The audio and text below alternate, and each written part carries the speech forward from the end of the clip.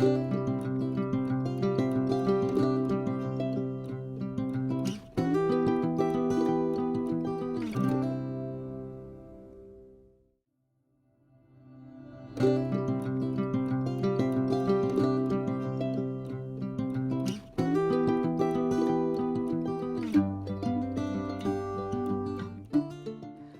Canners teaching all kinds of food preservation, especially the old ways. Welcome back, Rebel Canners, for another episode. So, I'm sitting here in the garden. I have a little weeding to do. Told you I was a lazy gardener. This isn't really the garden proper anyway. It's more of my meadow. Today I'm talking about herbs, and I think that if you could only grow one thing, like in a very small space, grow some herbs, because it will make your cooking so much more tastier, so much better. Fresh herbs are like your cook's secret weapon. It can step up a notch to whatever you're making, no matter how bland, no matter how plain, no matter how frugal. Fresh herbs just really dress it right up, So you can grow them on your windowsill, you can grow them by your front door. I have them out here randomly in my field. I tried one of those dollar store planters. So this is my herb spiral. I did it in one of those Dollar Tree tiered planter. I planted it, it looked great. I had to leave the property for a couple days for a family emergency. And this is what it looks like when I came back. Basil's loving the dry conditions. I'm sure I can save the sage. Stevia might be a total loss. I've got 4 celery. And parsley hasn't looked good since I put it in there. So we'll see. And I am the queen of killing chocolate mint. Good thing I have some herbs growing in the ground. I'm not sure I'm real happy with it. It's really hard to keep it watered, especially when I'm gone as much as I am. And I had a family emergency this week that took me away for 3-4 days. And so my plants have suffered. And I'm going to show you, because you know what? That's real life. That's what really happens in real life. And I think we need to be honest, transparent, and not put on this, fake, look at me, I did this wonderful thing. Well, I don't always do wonderful things. Some of my projects fail. A lot of my projects fail. And that's how I learn. That's how I learn. And that's how you're going to learn. And, you don't get experience by winning. And you get experience by getting up and going again after you fail at gardening. So there's my Shed Wars tip. Take it for what it is.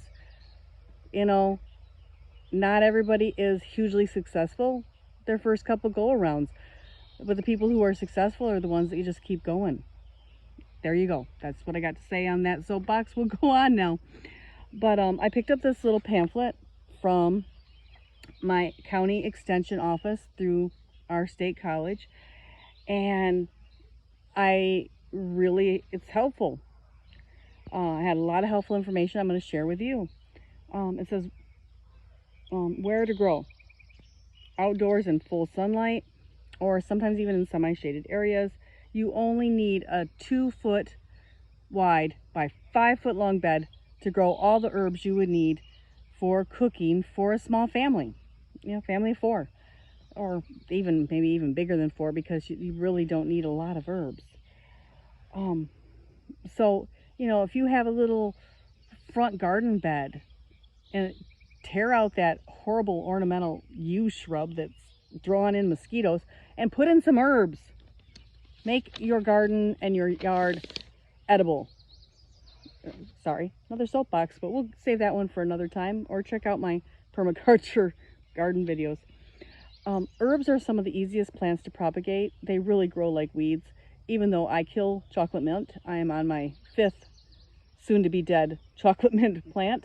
And it was so beautiful when I got it. So beautiful.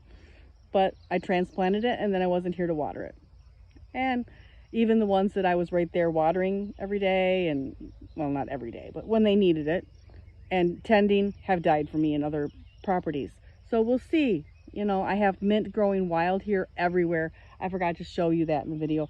It's actually a ground cover underneath this grass. When I get the grass mowed, it's just covered in mint. I have like 5 acres of mint. It's wonderful. Like when you walk, it crushes under your feet. It smells so beautiful. Oh. But my daughter is allergic to it, so it's also a curse. I think that's why it grows so well here, is because then she can't come see me without Benadryl and an EpiPen. So they're easy to grow. You can grow them by seeds, you can layer them, you can take cuttings. You can grow them from cuttings you buy at the grocery store and root them. You can divide them and share with friends. So I think herbs are a wonderful plant for beginners. And then harvest, you can cut just what you need when you need it. I've went out in the snow in Michigan and harvested underneath the snow in December for and November for my Thanksgiving and my Christmas dinner herbs, right off fresh, under the snow, and they just kind of, you know, are covered up and they're there. So it's something that even I can do in my extreme northern climate and harvest on demand most of the year. You know, February, March, and April, they're not there till they come back.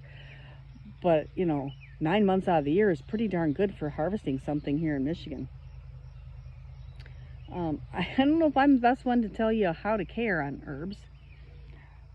But you kind of treat it like you would a flower garden or a vegetable garden. But it needs a little, once it gets established, it needs less care. Doesn't usually need fertilizer, except on things that you're going to be cutting repeatedly, like parsley and chives. Watch out for mint. It spreads fast, especially in moist soil.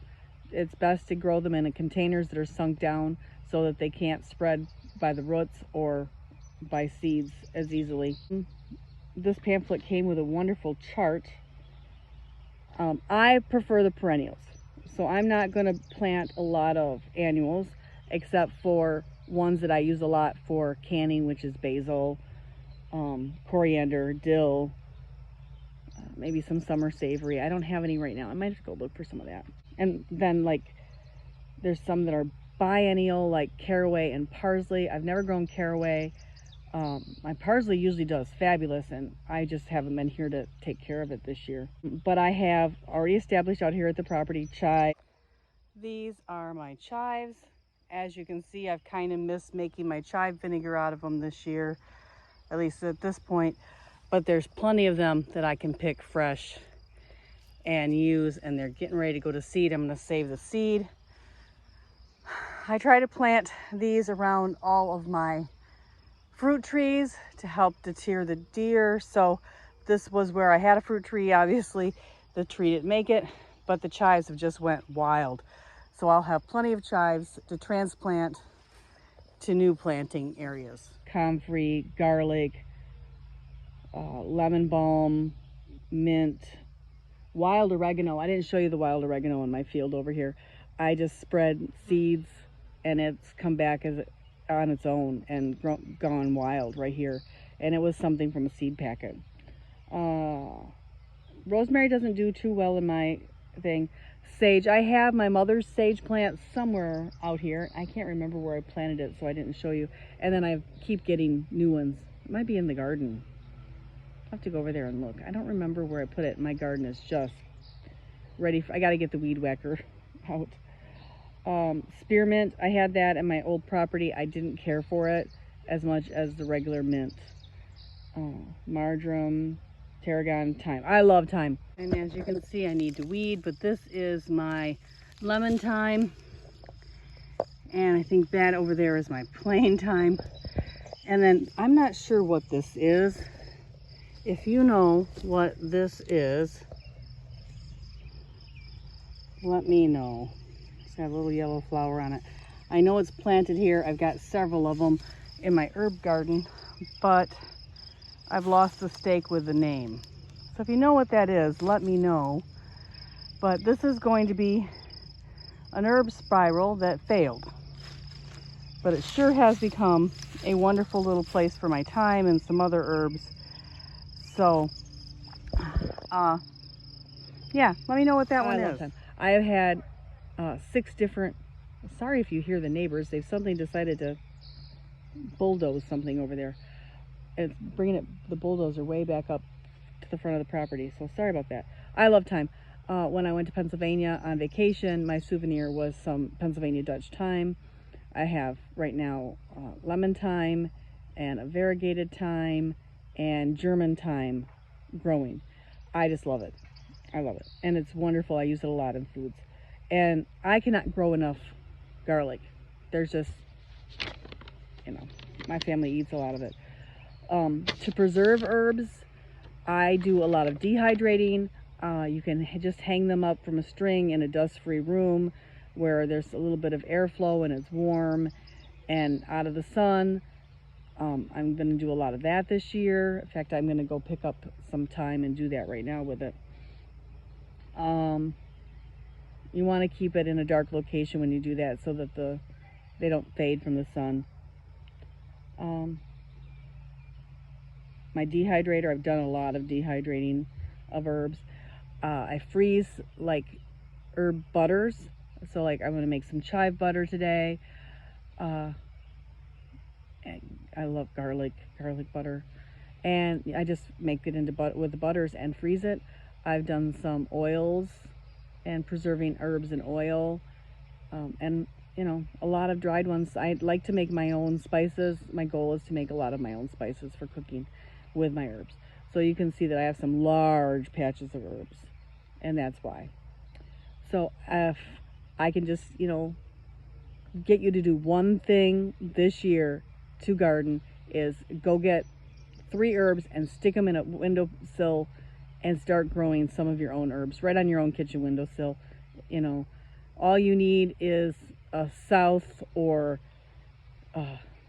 east facing window, and you can grow 3 herbs on a pot. And you can buy those right at the grocery store. And I think if you have EBT or SNAP, you can even buy herb plants at the grocery store, the big box stores that take EBT, with your EBT. Or at, farmers markets, do the double ups, I think, and use that to buy some potted herbs. And you can have food, fresh tasting food, year round that's healthy for you. I can't get into the health benefit of herbs on YouTube.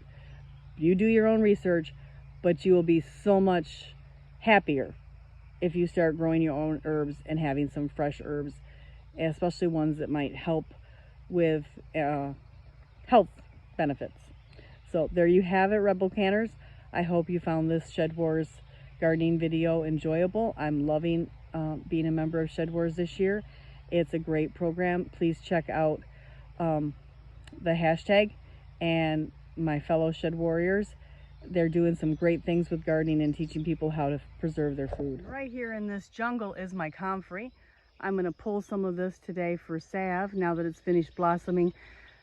My bees were just a-loving it. The bumblebees were just a-loving it when it was in bloom, so I didn't have the heart to take any of it down. It's just towed into my wood chip mound here for the winter. I'm not really sure where I want to plant it, but it just went crazy here, so maybe it'll just live here. This is my plantain bed, and I'm going to pick some of this today with my comfrey for some salve. And check out one of these other videos that I've selected just for you.